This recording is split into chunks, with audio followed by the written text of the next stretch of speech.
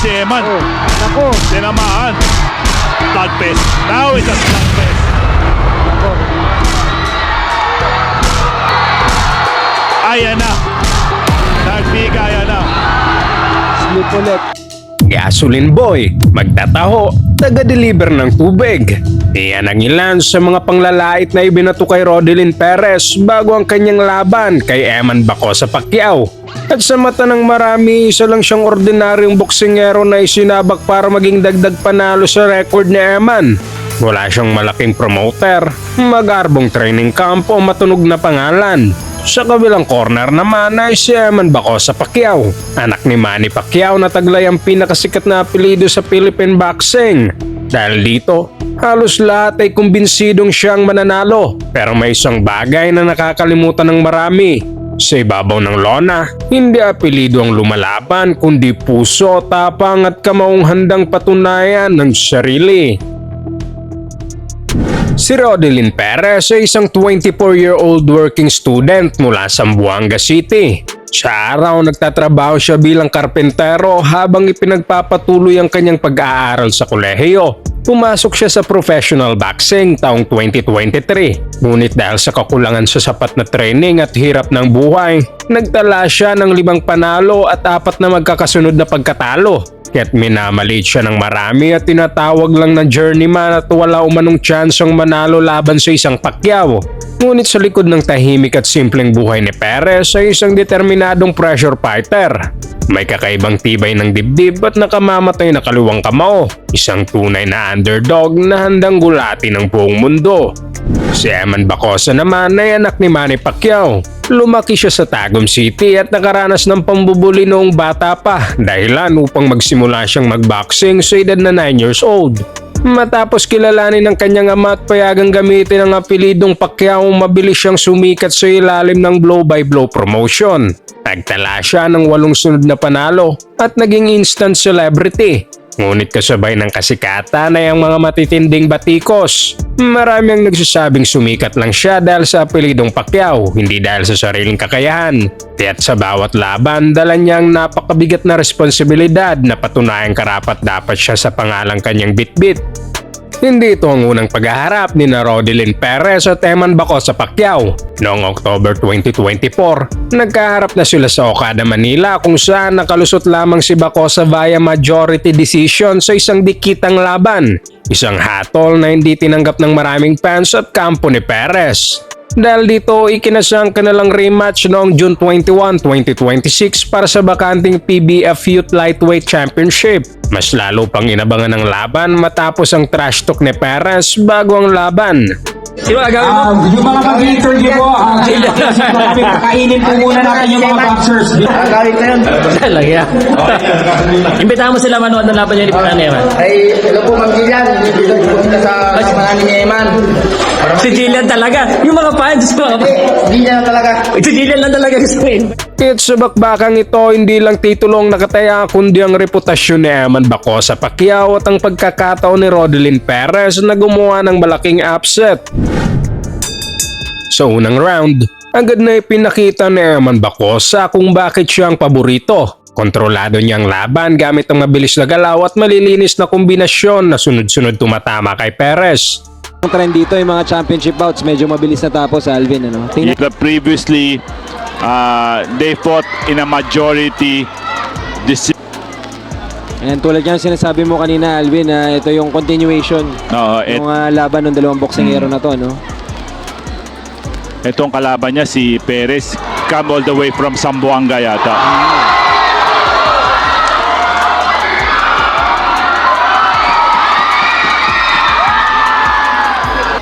One good punches.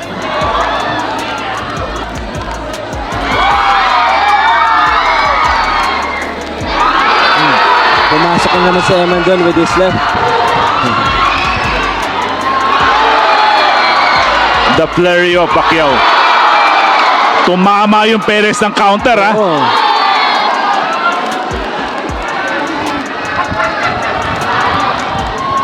So far. Nako, mukhang nagreklamo si Perez for a low blow.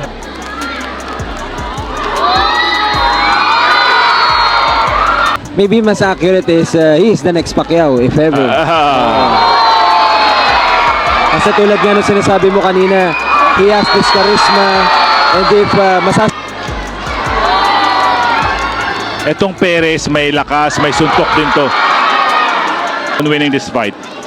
Kasi yung multitude ng laban, you know. And round number 1. Pagdating ng second round, nagsimulang magbago ang takbo ng laban. Mas naging agresibo si Rodelin Perez at tuluyang na-pressure si Eman Bacosa.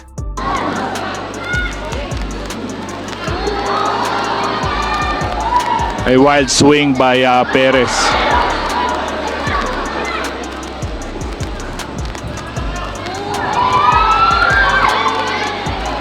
Ano na, nag-elevate na siya ng skills niya.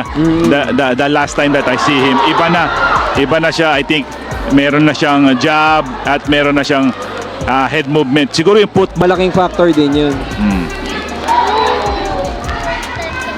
At wala namang problema, no? In terms of Hindi nagtagal, isang malakas na left hand ang nagpabagsak kay Bacosa para sa unang knockdown ng laban. Eman, nako, tinamaan. Oh, down. nanggigil si Perez. Eman was down. Binibilangan po ngayon si Eman Bacosa pa. It was a knockdown. Now it's a slugfest. Nako.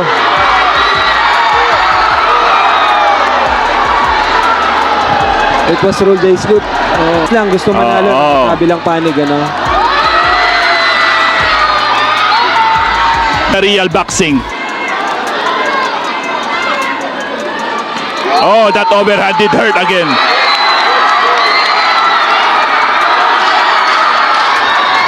Last 10 seconds. Grabe rin Last yung 10 seconds. grabe din yung Perez, parang nakaamoy ng dugo. Oo. And eventually he's like a shark in the ocean. That goes. Pagdating ng third round, tuluyan ang nabaliktad ang laban. 2 beses pinabagsak ni Rodelin Perez si Eman Bacosa, kabilang ang isang malakas na left hand na tumama ng malinis sa mukha. Bagamat iginiit ni Bacosa na nadulas lamang siya sa huling pagbagsak, itunuring pa rin iyon ng referee bilang knockdown. Nagbigaya na. Slip ulit. Yan na sa atin. Correct. Oo. Oh, muntik na tumama yung overhand. Down again by Eman. Eman is down again sa round 3. Binibilangan siya ni Ref Tumaldan. Oh. Di ba? Oh. In this way, it's on a bigger venue naman, di ba? Totoo. And over number 3. Meron pang Sa mga sumunod na rounds, pilit bumawi si Eman Bacosa matapos mabaon sa scorecards dahil sa 3 knockdowns. Mas naging agresibo siya at nagawa niyang magpakawala ng ilang malilinis na suntok. Dahil sa matinding bakbakan, nagkaroon pa ng cut sa kaliwang kilay si Rodelin Perez. 1-2 cup. So far, I think the stamina factor is not a factor so far dito sa round number 4 kasi pareho pa silang merong gasolina sa stamina. I assume ito na yung sinasabi mo, Alvin. I assume Tingnan Pacquiao natin is taking this round number 4 kung walang gagawin sa Perez. kung walang gagawin. Kung kaninong Killer pattern din or they have something in mind na yung dalawang boksingero natin. Perez in the offensive. Ayan na naman yung dalawa. Parang nagpahinga lang yung Perez ah. Oh, here we go again. Down again. Difference is ongoing na action. Oh, yeah, Kaya baka kinasana ni Perez dito sa Oo. umpisa ng first half. Tsaka hinosa may lamang siya.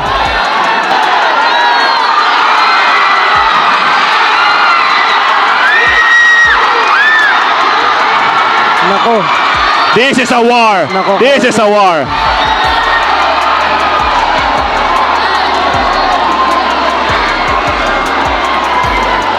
And he is everything. sayang. But ayan, nakikita nga natin medyo may gugo si Perez, ano.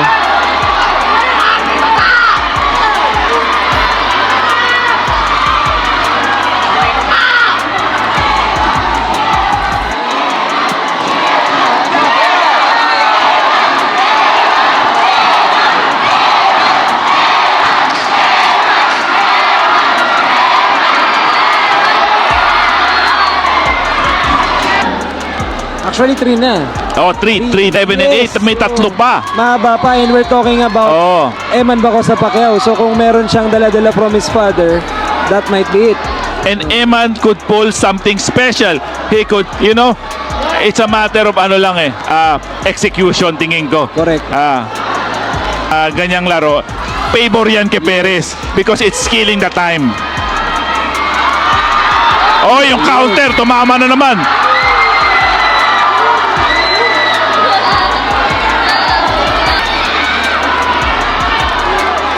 Nag-aabang lang talaga si Perez lagi. Nag-aabang siya. Tapos nagbabato siya ng flurry of punches.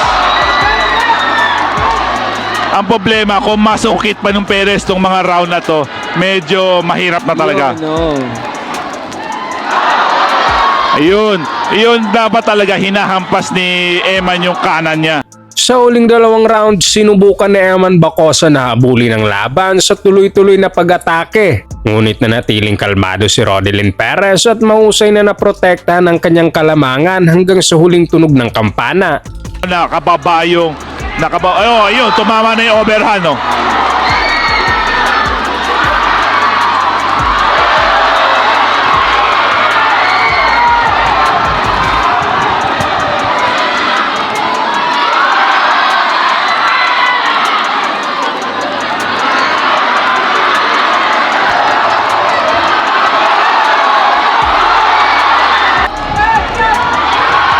Ayun, nakita mo, JP, binabato niya yung overhand na eh.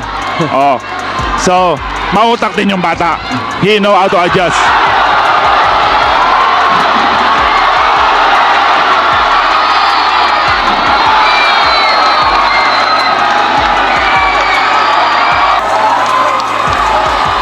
Kailangan talaga may ipakita si Eman dito sa final round.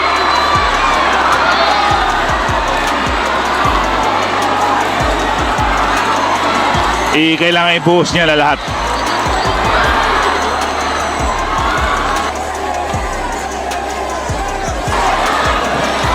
Again, the possibility na matapos ang kanilang laban. Kahit sino manalo, pwede mag-trilogy to sila eh. Totoo. Nakita mo yung crowd? Ang ganda. Hype na hype yung crowd natin.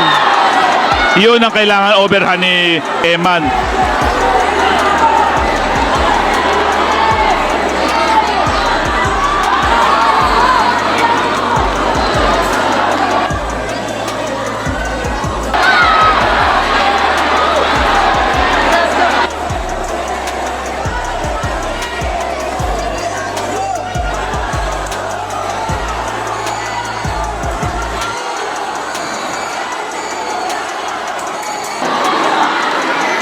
Kaya ganun na lang talaga yung alaga ni Perez dun sa distance. Oh yeah.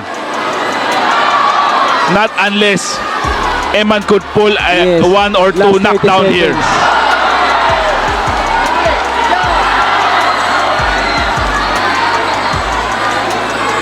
But Perez is not doing anything on round number 8. Yes. The probability that Eman Pacquiao is taking Talagang sinisimot na lang ni Perez yung oras. the 7 or 8 round. Nako, ilang segundo na lang. End of the bout. End of the bout. Matapos ang 8 rounds ng matinding bakbakan, idiniklarang bagong Philippine Boxing Federation Youth Lightweight Champion si Rodelyn Perez by a majority decision. Sa panalong ito, matagumpay niyang naipaghiganti ang kanyang pagkatalo kay Eman Bacosa sa una nilang paghaharap habang naputol din ang 8 sunod na panalo ni Bacosa. Nasa plano po namin kasi plano po namin na hindi na po pa abutin ng round kaso matigas, malakas din po si Eman. Opo, nung first round nasaktan po ako nung na body shot pero hindi po ako nawala ng pag-asa. Lamin na po ba na delivery water lang daw po ako. Saka magtataho. Ito magtataho. Tinalo siya ng magtataho, mga pre. Maaga mo na ba si Julian Ward kay Iman Bakusa? Wala tayong magagawa kasi nanalo ako.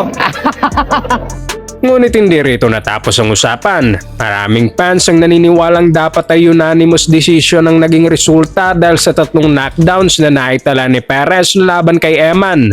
May ilang fans ang nagsasabing kung wala ang 3 knockdowns, baka hindi pa naibigay ang panalo kay Perez. Napansin din na may ilang pagbagsak si Bacosa na tinawag lang na slip, kaya may espekulasyong tila pinoprotektahan ang record ni Bacosa.